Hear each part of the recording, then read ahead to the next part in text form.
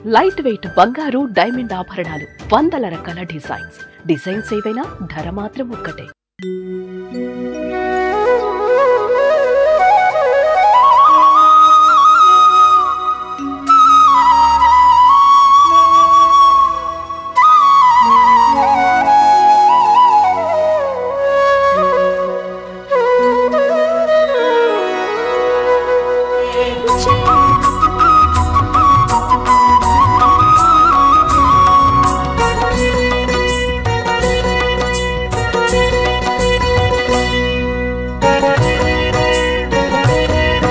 Hi hello welcome to Suman TV. నేను మీ రోషన్. ప్రస్తుతం మనం తిరుపతిలో ఉన్న ఒకలామాత టెంపుల్ దగ్గర ఉన్నాం అనమాట. అంటే ఒకలామాత టెంపుల్ అండ్ చాలా మంది రకరకాలుగా ఏదో విజువల్స్ తీశారు, కానీ ఎప్పుడు కూడా పర్టికులర్ గా అసలు ఆ కొండ ప్రాంతం ఎలా స్టార్ట్ అయింది అండ్ బిఫోర్ ఎలా ఉండేది, శ్రీకృష్ణదేవరాయల టైంలో ఎలా ఉండేది అండ్ ఇప్పుడు ఎలా అయిపోయింది, అండ్ ఒకలామాత టెంపుల్ యొక్క ప్రత్యేకతలు ఏంటి అని లోకల్ తిరుపతిలో పుట్టి పెరిగిన వాళ్ళకి మాత్రమే తెలుస్తుంది ఆ హిస్టరీ.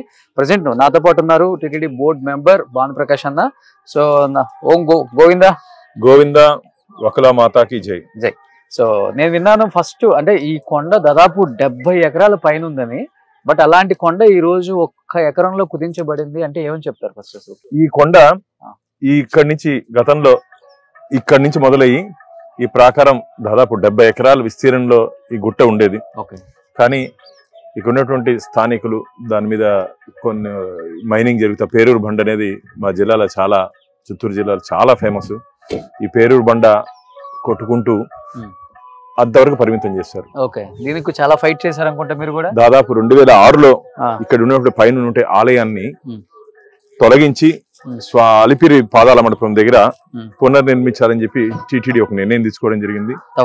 నాకు ఆ రోజు మఠాధిపతులు పీఠాధిపతులు ఫోన్ చేసి, బాను తల్లి ఆలయం కొడుకు పాదాల దగ్గర ఉండకూడదు, ఆలయం అక్కడే ఉండాలి, కొన్ని వందల సంవత్సరాల చరిత్ర కలిగిన ఆలయాన్ని ఎట్టి పరిస్థితుల్లోనూ మార్చకుండా చూడని చెప్పి నాకు వారు సమాచారం ఇవ్వడం జరిగింది. అందులో భాగంగా ఆ రోజు నేను అక్కడి నుంచి ఇక్కడికి వస్తే ఇటువంటి స్థానిక ఉన్నటువంటి ఈ గుట్ట కొట్టుకొని జీవనోపాధి పొందే వాళ్ళు నన్ను అడ్డుకోవడం జరిగింది. చాలా పర్యాలు నేను వచ్చినప్పుడంతా ఇక్కడ చాలా గొడవలు జరిగేది. నా మీద ఇక్కడ రాళ్ళు కూడా వేశారు ఇక్కడ. కానీ ఈరోజు ఎవరైతే రాళ్ళు వేశారో అదే గ్రామస్తులు ఈరోజు నాతో పాటు కలిసి నడిచి పూలేస్తున్నారు. ఎందుకంటే వారు ఊహించని విధంగా ఈ ఆలయ నిర్మాణం జరిగింది. నిర్మాణం జరిగిన తర్వాత రోజు రోజుకి ఈ ఆలయ అభివృద్ధి కార్యక్రమాలు ఇప్పుడు ఇక్కడే అది వచ్చి కళ్యాణ మండపం, అది వచ్చి పిలిగ్రిమ్ అమ్యూనిటీస్ కాంప్లెక్స్. అలాగే రాబో రోజుల్లో ఏ విధంగా బాసార్లో అక్షరాభ్యాసం అన్నప్రాసం మనము పిల్లలకి చేయిస్తాము, అదే విధంగా తల్లిగారు, ఎందుకంటే వకులామాత గతంలో ఇది నారద కాలువ. ఈ నారద కాలువకి మన తిరుపతి అలిపిరి ఇవన్నీ లేనప్పుడు గోవిందపురం అనేవాళ్ళు. కొన్ని వేల సంవత్సరాల ముందు తిరుపతిని గోవిందపురం అనేవాళ్ళు. అప్పుడు వస్తున్నట్టు భక్తులు ఇక్కడ వచ్చి అమ్మవారి దగ్గర సేద తీర్చుకొని, అమ్మవారి దగ్గర మొక్కులు తీర్చుకుని ఇక్కడ నుంచి కొండకి బయలుదేరేవారు, భోజనాలు చేసి బయలుదేరేవారు. అలాంటి పవిత్రమైన స్థలం. ఇక్కడ అమ్మవారికి నైవేద్యం సమర్పించిన తర్వాత ఘంటానాదం అమ్మవారికి ఇచ్చిన తర్వాత స్వామివారి కొడుకు ఇక్కడ అమ్మవారికి తల్లికి నైవేద్యం ఇచ్చారని చెప్పి బిడ్డకి కలియుగ ప్రత్యక్ష దైవం వెంకటేశ్వర స్వామికి నైవేద్యం ఇచ్చేవారు, సమర్పించేవారు. అంత పవిత్రమైనటువంటి ఆలయం కాలగర్భంలో కలిసిపోయింది. అంటే మేము విన్నది ఏంటంటే, అంటే శ్రీకృష్ణుని పెంచిన యశోద తల్లే, బట్ ఆ కోరిక ఏంటంటే పెంచిన కొడుకు పెళ్లి చేయాలని.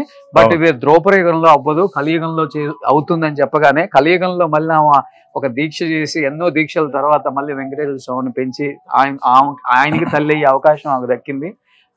ఆయన అంటే అంత ప్రేమ. ఫస్ట్ ఏదైనా కానీ తేనెతో ఫుడ్ పెట్టేది ఆయనకి, అండ్ ప్రతిదీ కూడా ఆయన ఏం తింటారో పరీక్షించేది.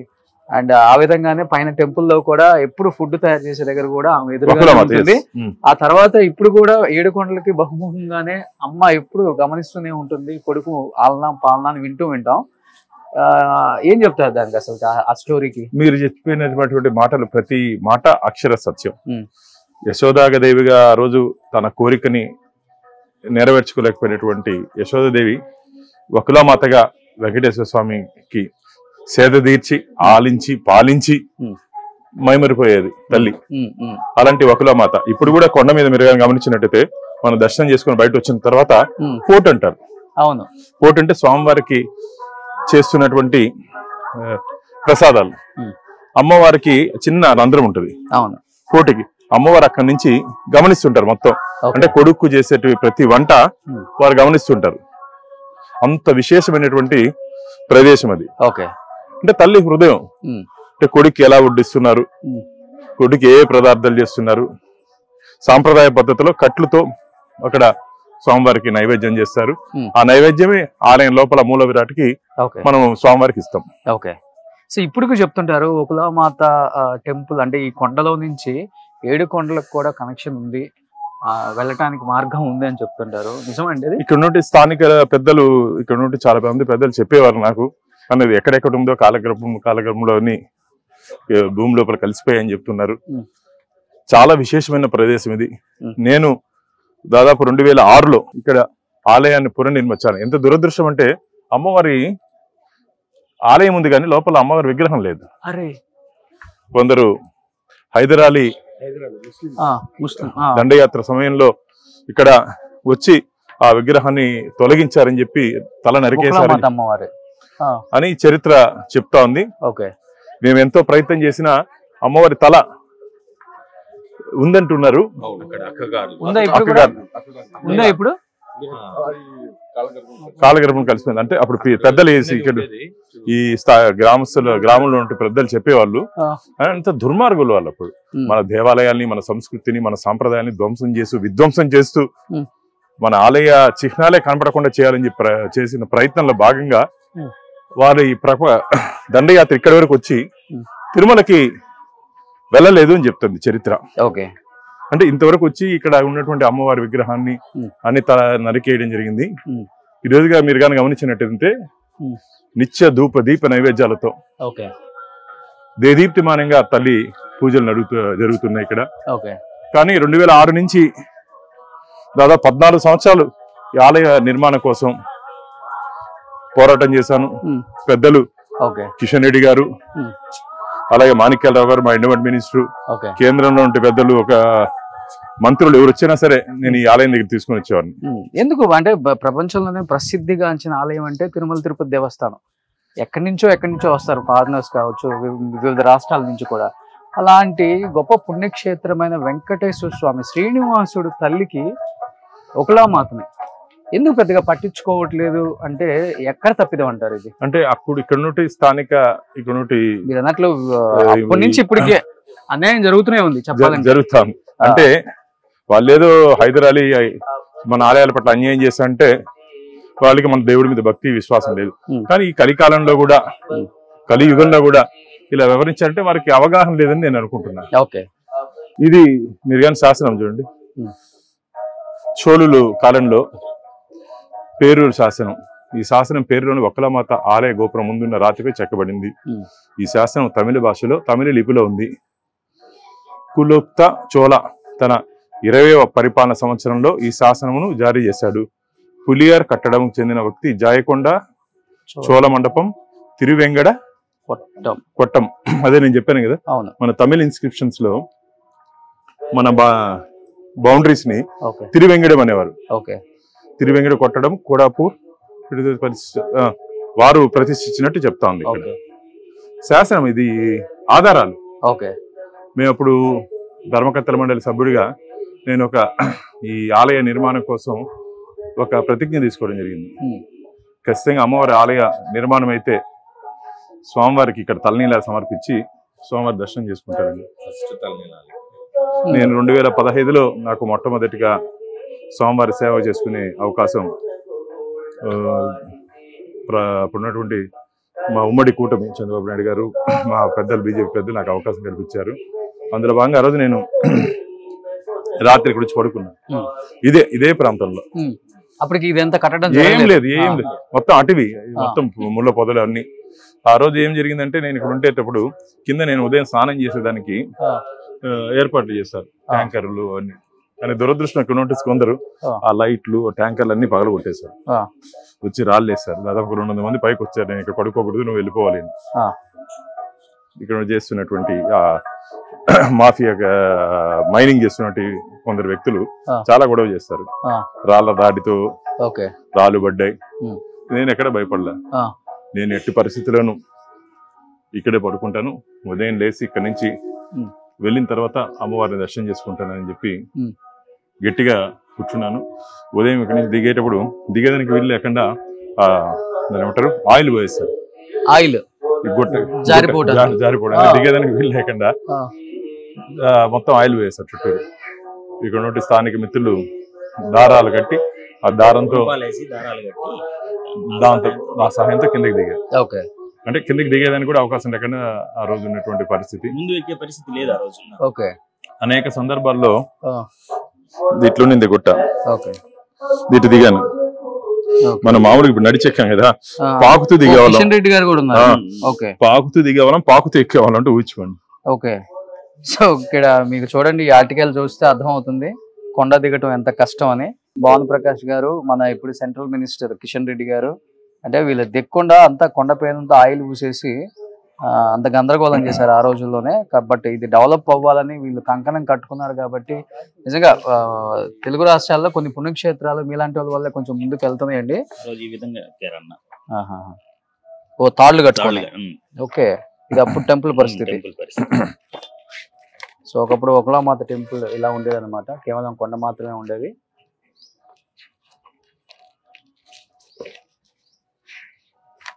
మన పురాణాలు ఏం చెప్తున్నాయంటే, ఒక ప్రాచీన దేవాలయాన్ని కానీ జీర్ణోద్ధరణ చేస్తే, అంటే దాని కానీ మనం భక్తులకి అనుకూలంగా ధూపదీప నైవేద్యాలతో దర్శనం కలిగించే విధంగా చేస్తే 1000 నూతన ఆలయాలు నిర్మించినటువంటి పుణ్యం మనకు వస్తుందని చెప్పి మనకు పురాణాలు చెప్తాము.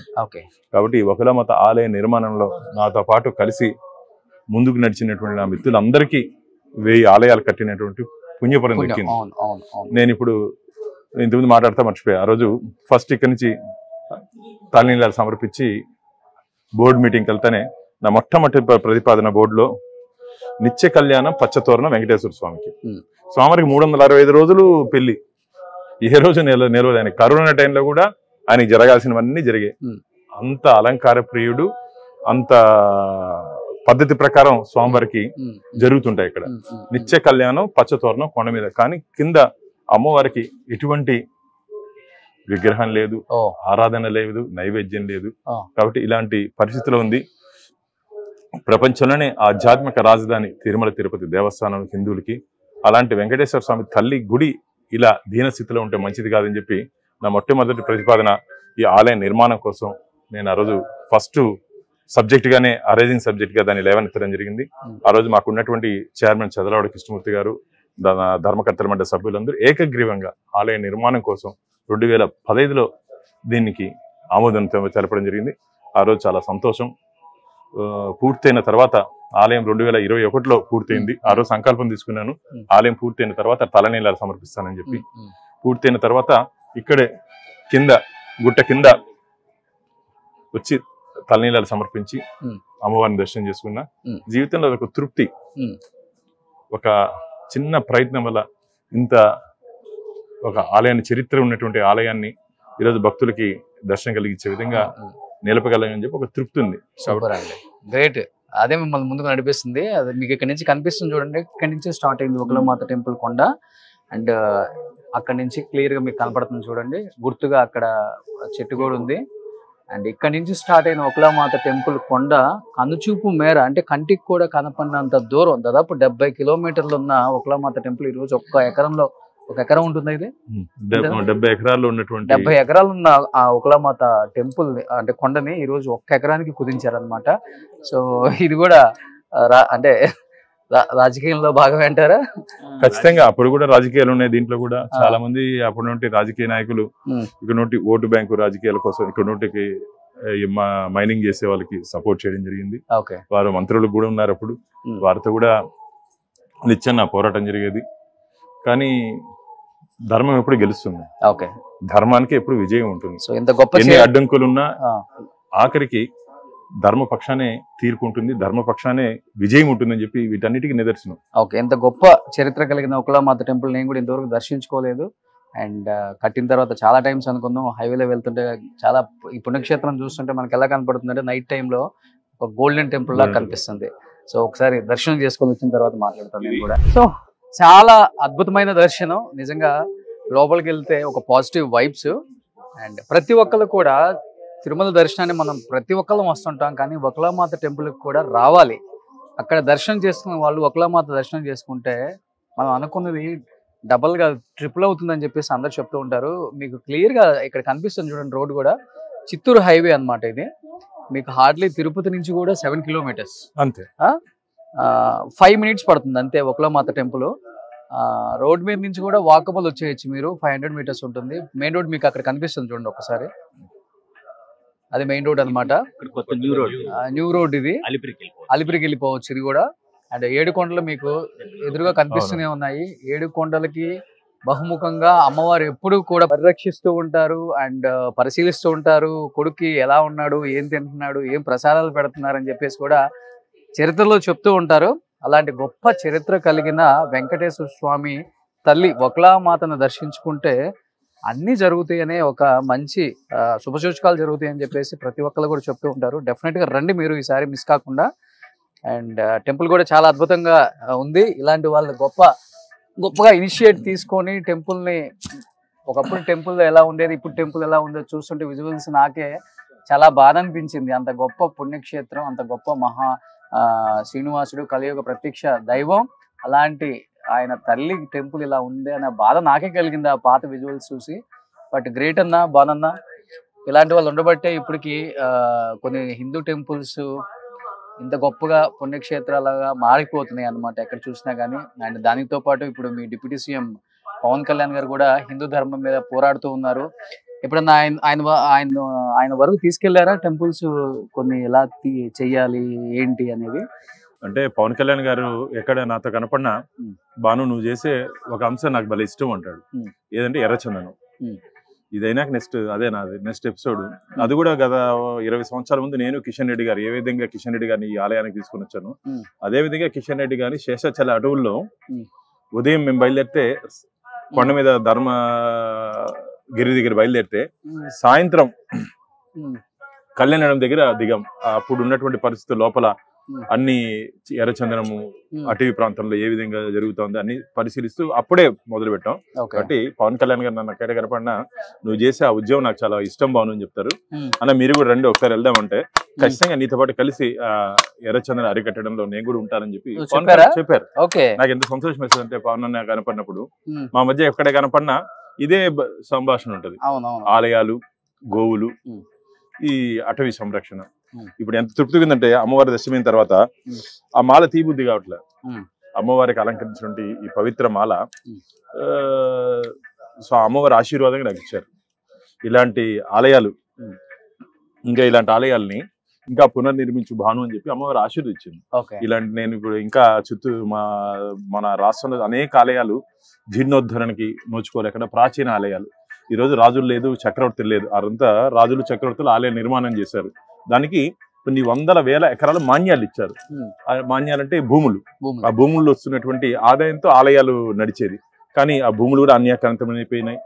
ఆలయాలు ఏ విధంగా అయిపోయినాయి అంటే స్వామివారికి నైవేద్యం పెట్టేదానికి కూడా, అంటే నైవేద్యం అంటే స్వామివారికి ప్రసాదం పెట్టేదానికి కూడా, భోజనం పెట్టేదానికి కూడా డబ్బులు లేకుండా ఉన్నాయి. కాబట్టి నేను తిరుమల తిరుపతి దేవస్థానాల ధర్మకర్తల మండలి సభ్యుడిగా నేను మొన్న చెప్పడం జరిగింది. ఇక్కడ బాత్రూమ్స్ కూడా లేవంటన్నా? ఇవి ఉన్నాయి, బాత్రూమ్స్ ఉన్నాయి, అన్ని నిర్మాణాన్ని జాగ్రత్తలు తీసుకున్నాం. మేము వచ్చి 3 నెలలు అయింది కదా. గత 5 సంవత్సరాల్లో ఆ ప్రభుత్వం ఆలయ నిర్మాణాల్లో కానీ ఆలయాల పోషణలో కానీ నిర్లక్ష్యం వహించింది.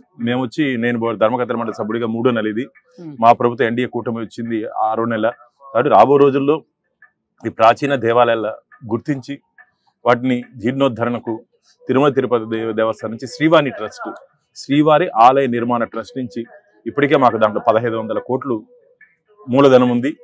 ప్రతి ఏడాది అదనంగా మాకు ఒక 500 కోట్లు స్కీమ్ ద్వారా వచ్చే అవకాశం ఉంది. కాబట్టి నేను ఈవోకి చెప్పాను, అది బ్యాంకులో లాకర్లోనూ ఎఫ్డీలోనూ ఉండేదానికి కాదు. ఇది వచ్చే డబ్బు అన్నింటినీ ఈ ఆలయాల కోసం, ఆలయాల పునర్నిర్మాణం కోసం మనం ఖర్చు పెట్టాలని చెప్పి చెప్పడం జరిగింది. వారు సానుకూలంగా స్పందించారు. రాబో రోజుల్లో ఖచ్చితంగా రాష్ట్రంలో దాదాపు 24,000 దేవాలయాలు ఇప్పటికి కూడా ధూపదీప నైవేద్యాలు లేకుండా ఇబ్బంది పడుతుంది. 24,000 టెంపుల్స్ ఐడెంటిఫై చేశారు ఉన్నాయి. వాటికి సరైన పోషణ లేకుండా ఇబ్బందికర పరిస్థితులు ఉన్నాయి. కాబట్టి వీటన్నిటిని పూర్వ వైభవం తీసుకుని వచ్చే దిశగా ఆ కలియుగ ప్రత్యక్ష దైవం వెంకటేశ్వర స్వామి ఆశీర్వాదంతో, మా అందరి తల్లి వకుల మాత ఆశీర్వాదంతో ఈ ఆలయ జీర్ణోద్ధరణ, నిత్య ధూప దీప నైవేద్యాలతో భక్తులకి దర్శనం కలిగించే విధంగా ఎంత సంతోషంగా ఉందంటే ఉదయం నుంచి సాయంత్రం లోపల దాదాపు 4-5 వేల మంది భక్తులు ఇక్కడ దర్శనం చేసుకుంటున్నారు ఈ ఆలయంలో. నాకు చాలా 40,000 మంది చేసుకోవాలి, దానికి ఖచ్చితంగా అంటే అవకాశం ఉంది. అంటే టెంపుల్ కి వచ్చిన వాళ్ళు మాత్రమే కాదు, ఇటు సైడ్ బెంగళూరు చిత్తూరు వెళ్లే వాళ్ళు, ఇటు సైడ్ మళ్ళీ హైదరాబాదు ఒంగోలు నెల్లూరు వెళ్లే వాళ్ళు, ఇటు సైడ్ చెన్నై వెళ్లే వాళ్ళు, ప్రతి ఒక్కరికి మిడిల్ లో ఉంది టెంపుల్ ని దర్శించుకుంటేనే పుణ్యక్షేత్రం అప్పుడే డెవలప్ అవుతుంది. ఎప్పుడైతే విజిట్ చేస్తారో ఎక్కువ మంది అప్పుడే అనుకున్నవి కూడా ఇంకా ఎక్కువ జరుగుతాయి, పనులు ఎక్కువ జరుగుతాయి టెంపుల్స్ కి, చాలా బాగుంటుంది. అప్పుడు నేను ఒకటే నేటి యువతకు చెప్తున్నాను, ఈ డిజిటల్ యుగంలో కూడా అందరూ ఫోన్లు పెట్టుకొని డిజిటల్ గా చూడాల్సింది కాదు, డివోషనల్ కూడా ఉండాలి. డిజిటల్ యుగంలో డివోషనల్ ఉండాలి. ఈ యాంత్రిక యుగంలో కూడా ఈ మంత్రాలయంతో నిర్మించినటువంటి ఆలయాలకు వస్తే ఒక పాజిటివ్ వైబ్రేషన్స్. మీరు ఒక్కసారి ఆలయంలో ఇప్పుడు లోపల ఉన్నప్పుడు 10 నిమిషాల్లో ఎంత మనసుకి ఎంత ప్రశాంతత ఉండిందంటే, ఆలయ నిర్మాణంలోనే మన పురాణాల్లో నిత్యం ఉదయం నుంచి సాయంత్రం వరకు వేదంతో స్వామివారిని ఆరాధిస్తారు, అమ్మవారిని ఆరాధిస్తారు. కాబట్టి ఆ పాజిటివ్ వైబ్రేషన్స్ ఉంటుంది. కాబట్టి అవన్నీ మన ఆలయాలు టెంపుల్ కి వస్తే ఏది అనుకున్నా గానీ జరుగుతుందని ఒక నమ్మకం ఉంది. అంతే కదా, తల్లి ఆశీర్వాదం అంటే అన్ని జరుగుతుంది. రాబో రోజుల్లో మీరు ఇక్కడ అక్షరాభ్యాసం, అన్నప్రాసం, ఇంకొకరు భక్తులు ఏమంటారంటే, అన్న కొండ మీద పేదవాళ్ళకి ఈ పురోహిత సంఘం అని ఉంది, ఏ డబ్బు లేకుండా పోయి పెళ్లి చేసుకోవచ్చు. అటు అమ్మవారి దగ్గర మాకు నిత్య కళ్యాణ వేదిక ఒకటి నిర్మిస్తే బాగుంటుందని చెప్పి మీరు రాకముందే నాకు ఇక్కడ ఒక భక్తులు నాకు దృష్టికి తీసుకురావడం జరిగింది. దాన్ని కూడా తిరుపతి దేవస్థానాల అధికారులతో పాటు బోర్డులో తీసుకొని వచ్చి ఆ నిత్య కళ్యాణ వేదికను కూడా అమ్మవారి దగ్గర అన్ని అమ్మవారి ఆశీర్వాదంతో ఇక్కడ పెళ్లి చేసుకుంటే జంటలకు అన్ని అనుకూలంగా ఉండేటట్టు, వారి జీవితంలో సంతోషంతో ఉండే విధంగా అమ్మవారి ఆశీర్వాదం ఉండే విధంగా నేను తొందరలోనే ఆ ప్రతిపాదన కూడా తీసుకొని చేస్తాను. నేను సుమన్ టీవీని ప్రత్యేకంగా అభినందిస్తున్నా. రోషన్ అన్న కూడా ఇలాంటి ఆలయం ఉందన్న, దీన్ని పవిత్రత కానీ, దీనికి ఉన్నటువంటి విశేషమైనటువంటి చరిత్ర కానీ భక్తులకు తెలవాలి అని చెప్పి మీ దృష్టికి తీసుకున్నప్పుడు ఎంత సంతోషంగా, లేదు నాకు ఆలయాలైనా సరే, ఈ ప్రాచీన ఆలయాలైనా సరే ఒక ఇష్టం అని చెప్పి హైదరాబాద్ నుంచి దీనికోసం ప్రత్యేకంగా వచ్చి ఈ ఆలయ ఉన్నటువంటి విశిష్టతను భక్తులకు తెలియజేయాలని చెప్పి మీకు సంకల్పం చాలా నచ్చింది.